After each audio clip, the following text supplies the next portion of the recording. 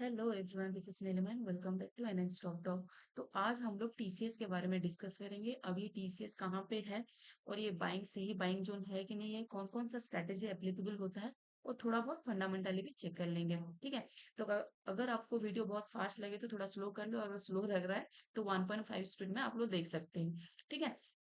तो अभी देखेंगे तो हम लोग का टीसीएस जो चल रहा है 3233 पे है आज के दिन पे। अभी का टाइम में जो हो गया 10:48 में मैं वीडियो बना रही हूँ।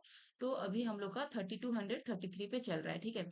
तो अगर मैं देखूंगी, टेक्निकली देखूंगी, तो इसमें मुझे दिख रहा है एक रेंज बाउंड स्ट्रैटेजी एप्लीकेबल है, जो कि हम लोग का यहाँ से अपना टारगेट हो जाता है। रेंज बाउंड के हिसाब से अगर यहाँ से हम लोग लेते हैं तो अराउंड 22% का टारगेट हम लोग का हो जाता है। ठीक है।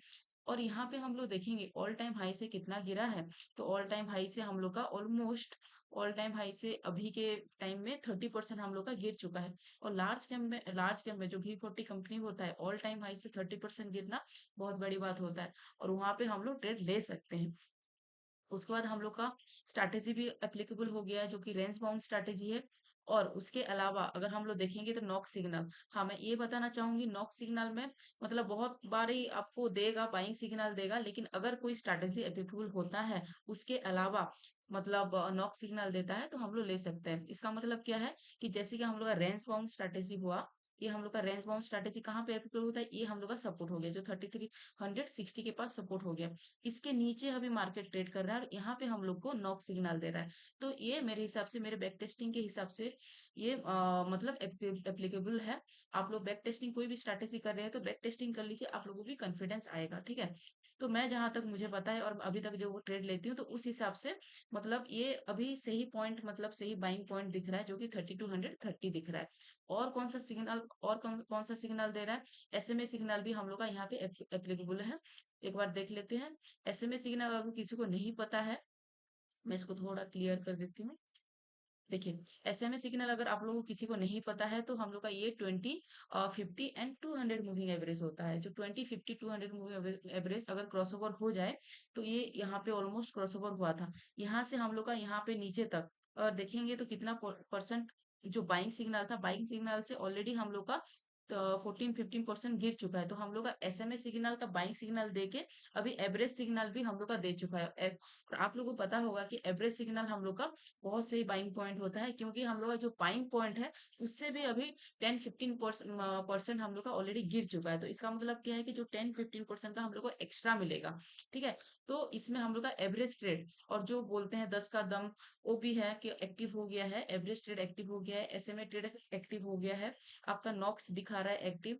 उसके बाद अगर V20 देखेंगे तो यूजुअली V20 हम लोग का लार्ज कैप मतलब में उतना फॉर्म नहीं होता है, क्योंकि इतना इजी बात नहीं है कि 20% एक ही साथ मतलब मूवमेंट करना।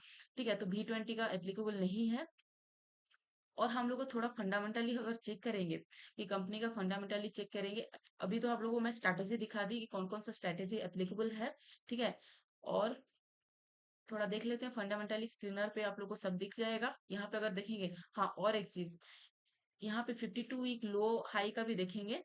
तो ये देखिए 52 वीक लो, ऑलमोस्ट यहाँ पे तो 52 वीक लो के पास भी हम लोग का ये ट्रेड मिल रहा है। और अगर आप बैक टेस्टिंग करके देखेंगे तो 52 वीक जब भी आया है तो उसके बाद 52 वीक हाई के पास गया है।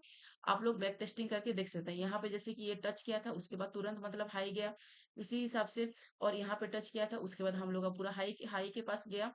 तो 52 वीक लो हाई भी एक स्ट्रॉन्ग स्ट्रैटेजी है, जो कि टीसीएस में ये भी अभी एप्लीकेबल है। ठीक है। उसके बाद हम लोग देखेंगे फंडामेंटली, तो जैसे कि इसका लो है जो 3056, और हाई है 4592। अभी मार्केट चल रहा है जो 3235। ठीक है। तो इसका मार्केट कैपिटलाइजेशन तो आप लोगों को ये दिख रहा है। आरओसी जो है 64% है, आरओई हम लोग का 52% है। उसी तरह प्रॉफिट आफ्टर टैक्स जो 49,273 करोड़ हो जाता है।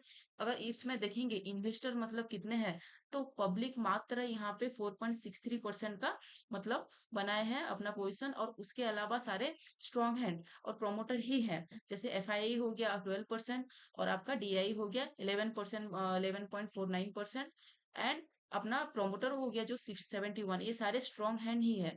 यानी कि हम लोग का अराउंड 95% स्ट्रॉन्ग हैंड है। ये बहुत अच्छा वाला बात होता है कि 95% कोई कंपनी में स्ट्रॉन्ग होल्डर जो रहे।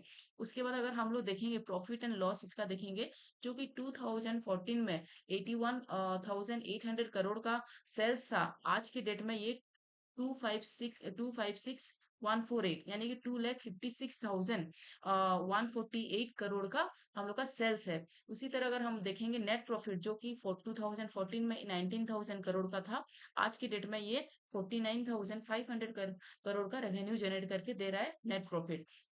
ठीक है। और क्वार्टरली अगर हम लोग देख लेंगे तो क्वार्टरली में भी ये 63,437 करोड़ का सेल्स है। और हम लोग का नेट प्रॉफिट जो है कि 12,819 का हम लोग का नेट प्रॉफिट दिखा रहा है, ये भी हम लोग का सही है। और हम लोग बैलेंस शीट इसमें चेक करेंगे, तो बैलेंस शीट में आपका रिजर्व जो है 94,000 करोड़ का रिजर्व इन लोग के पास अभी पैसा है। और बोरोइंग, ये लोग कितना लोन लेकर रखा है, 9,392, इतना ये लोग के पास ऑलरेडी है और इतना लोन लेकर रखा है, तो इसका मतलब बहुत नेग्लिजिबल है। ठीक है। और हम लोग इन्वेस्टर देख लिए, सारा चीज देख लिए, अभी मतलब यहाँ पे मतलब फंडामेंटली भी बहुत स्ट्रांग दिख रहा है। आरओसी आरओई भी बहुत अच्छा है। और हम लोग का बहुत सारे स्ट्रैटेजी भी अभी एप्लीकेबल है। तो मुझे लगता है कि ये बहुत सही बाइंग जोन है। आप लोगों को क्या लगता है, आप कमेंट सेक्शन में बताएं, आप होल्डिंग करते हैं, मतलब टीसीएस आपके पास है कि अभी टीसीएस का पोजीशन बनाना चाहते हैं, वो भी बताएं। और नेक्स्ट मैं क्या वीडियो बनाऊंगी आप लोग सजेस्ट कर सकते हैं, उस हिसाब से मैं वीडियो बनाऊंगी। Thank you so much guys for watching. Thank you so much. और थोड़ा सा कमेंट कर दीजिए, उससे मुझे मोटिवेशन मिलता है। Thank you.